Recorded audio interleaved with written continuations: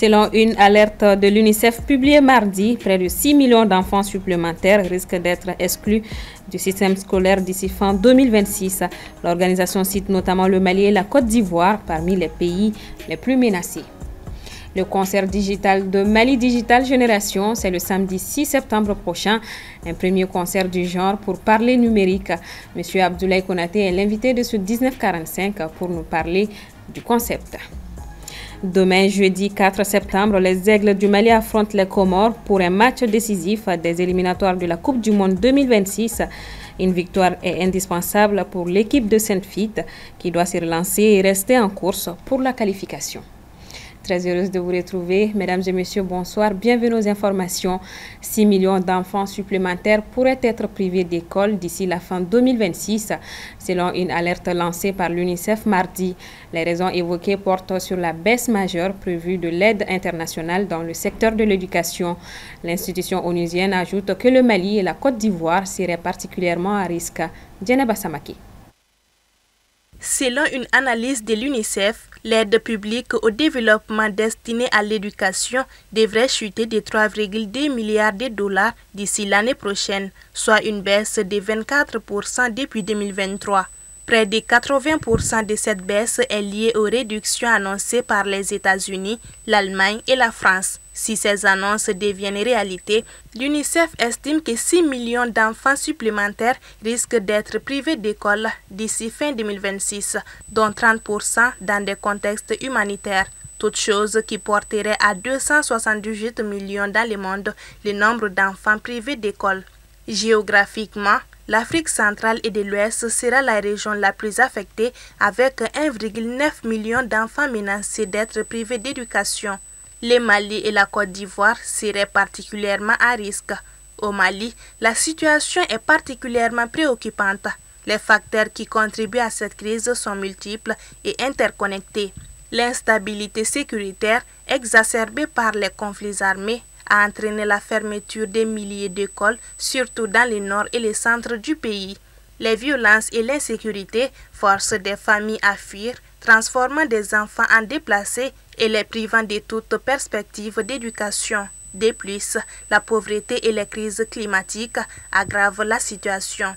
Les familles confrontées à des défis quotidiens pour subvenir à leurs besoins peuvent avoir du mal à envoyer leurs enfants à l'école. Selon des observateurs, le rapport de l'UNICEF est alarmant et met en lumière une crise éducative d'une ampleur sans précédent en Afrique de l'Ouest. Le chiffre de 6 millions d'enfants privés d'école d'ici 2026 n'est pas qu'une statistique. Il représente en effet des millions d'avenirs compromis, des rêves brisés et des communautés entières fragilisées. Au centre du Mali, précisément à Koro, la crise humanitaire s'aggrave de jour en jour. Depuis début août, des milliers de réfugiés burkinabés franchissent la frontière pour fuir les violences, saturant les capacités d'accueil d'une région déjà fragilisée. Ibrahim Babi. Koro, au centre du Mali, est confronté à une nouvelle vague d'arrivée massive de réfugiés burkinabés. Selon le Haut Commissariat des Nations Unies pour les réfugiés, plus de 1500 personnes, soit 265 ménages originaires de la province de Yatenga, ont franchi la frontière entre le 31 août et le 1er septembre. Ces arrivées s'ajoutent aux 83 417 réfugiés déjà recensés dans la zone qui ne compte que 100 400 habitants, créant une pression énorme sur les ressources locales, mais atténuée par les actions sociales. À Solidaris, ce que nous faisons, c'est nous intervenons sur ces zones à travers l'association des jeunes du pays d'Ogo.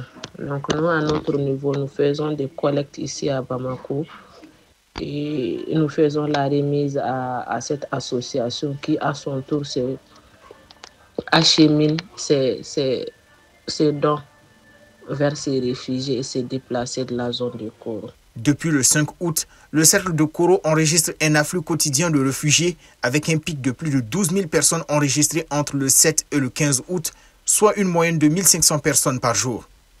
La Commission nationale chargée des réfugiés, en première ligne, a mobilisé ses équipes pour préenregistrer les nouveaux arrivants et distribuer des kits essentiels.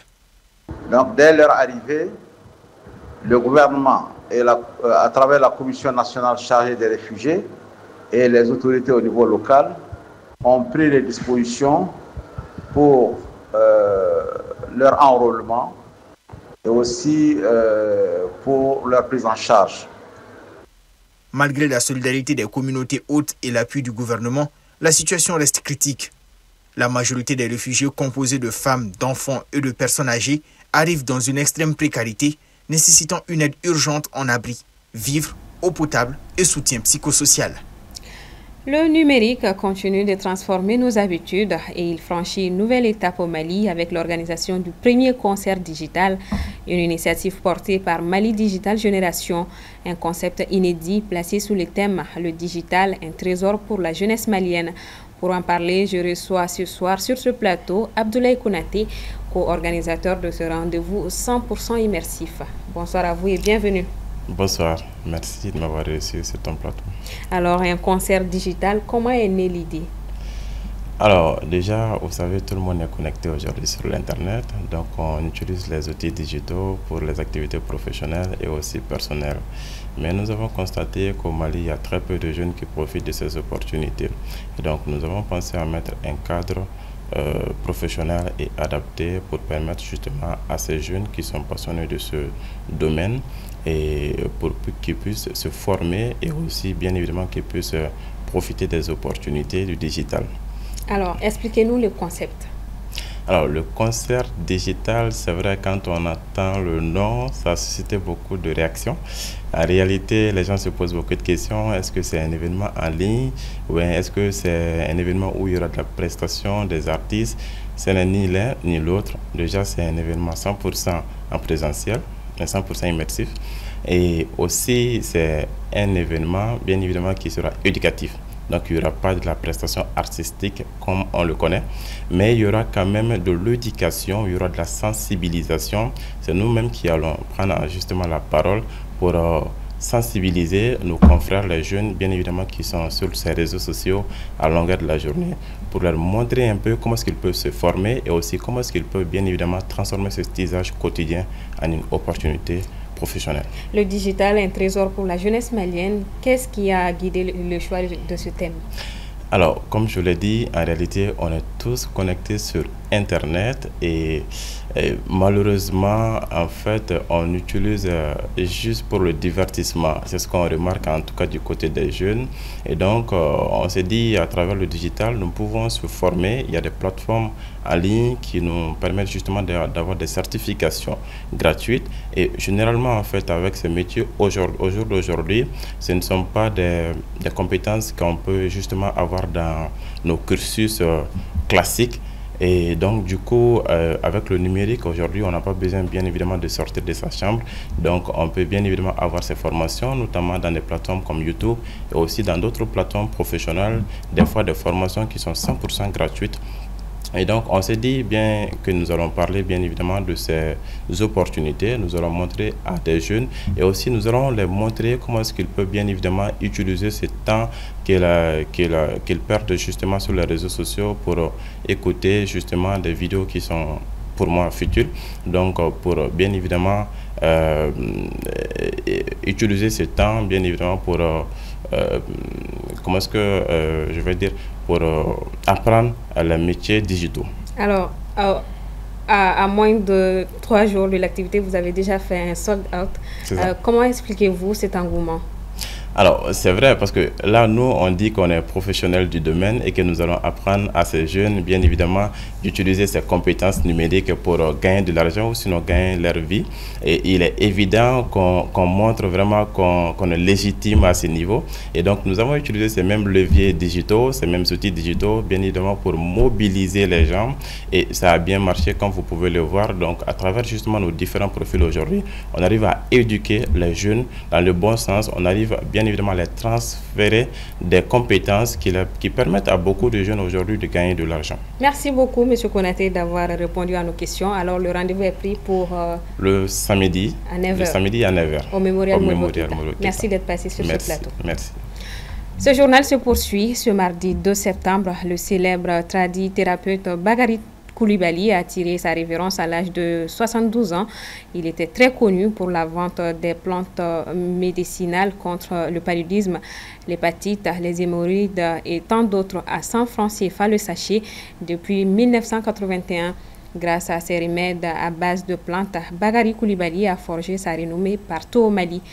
Une véritable marque de fabrique qui s'est détériorée au fil du temps à cause de certains de ses collaborateurs, à la fois guérisseurs et imams. Il laisse derrière lui un sacré héritage et un grand vide du monde de la pharmacopée.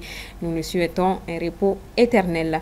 Direction la République démocratique du Congo, la Cour de cassation a condamné mardi l'ancien ministre de la Justice, Constant Mutumba, à 3 ans de travaux forcés pour détournement de fonds publics.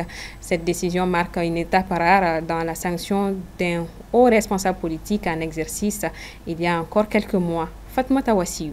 La condamnation de Constant Mutumba par la Cour de cassation est un événement judiciaire inédit en République démocratique du Congo. L'ancien ministre de la Justice a été reconnu coupable de détournement de fonds publics dans une affaire portant sur 19 millions de dollars destinés à la construction d'une prison à Kisangani. Cette décision frappe un responsable politique qui, lors de sa nomination en mai 2024, s'était engagé à réformer le système judiciaire et à lutter contre la corruption. Âgé de 37 ans, il avait démissionné en juin dernier pour comparaître devant la justice, affirmant vouloir laisser la voie à la justice. La Cour a néanmoins conclu à un enrichissement illicite au profit de la société Zion Construction. La sanction est lourde. 3 ans de travaux forcés sans possibilité de liberté conditionnelle, 5 ans d'inéligibilité et d'interdiction de vote et exclusion définitive de la fonction publique et restitution des fonds détournés. Tout au long de son procès, Mutumba a clamé son innocence, estimant que sa hiérarchie n'avait pas émis des remarques après ce marché passé de gré à gré avec la société Zion Construction et ses virements de presque 19 millions de dollars. Pour les avocats, les clients étaient de bonne foi. Pour preuve, l'argent n'a pas disparu. Escorté par la police à l'issue du verdict, Mutumba quitte ainsi la scène politique dans des conditions marquées par la disgrâce.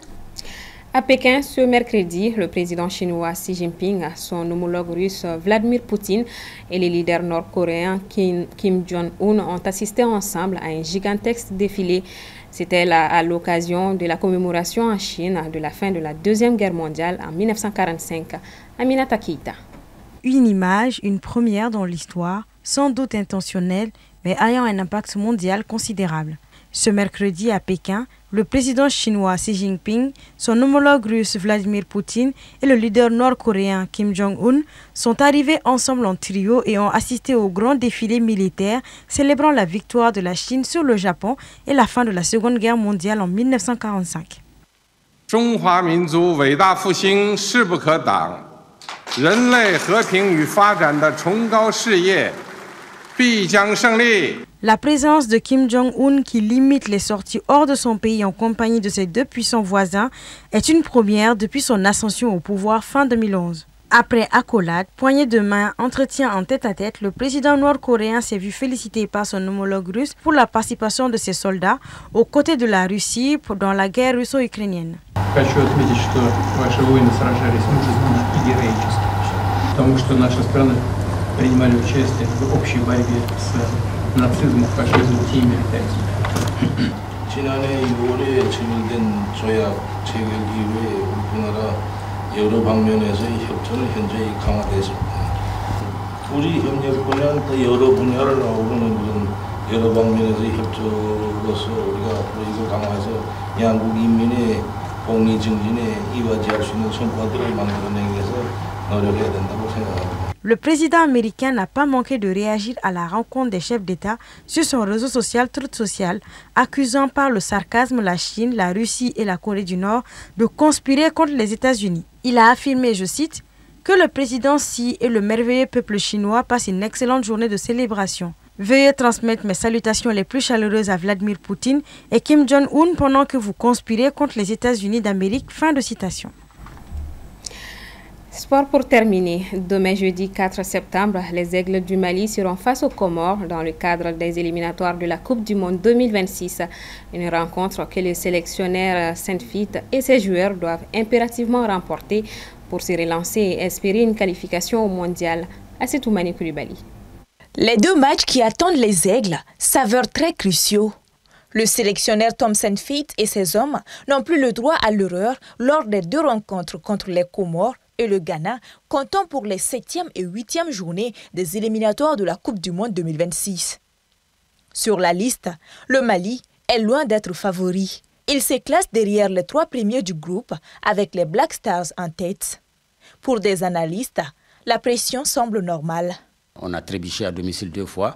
Et donc maintenant il faut gagner tous les matchs restants et ça va être très très compliqué, surtout que derrière il y a ce match contre le Ghana. C'est vrai que l'entraîneur a dit qu'il pense d'abord aux Comores, mais on est obligé de penser au Ghana parce que le Ghana va suivre après et le Ghana est leader du groupe avec 15 points.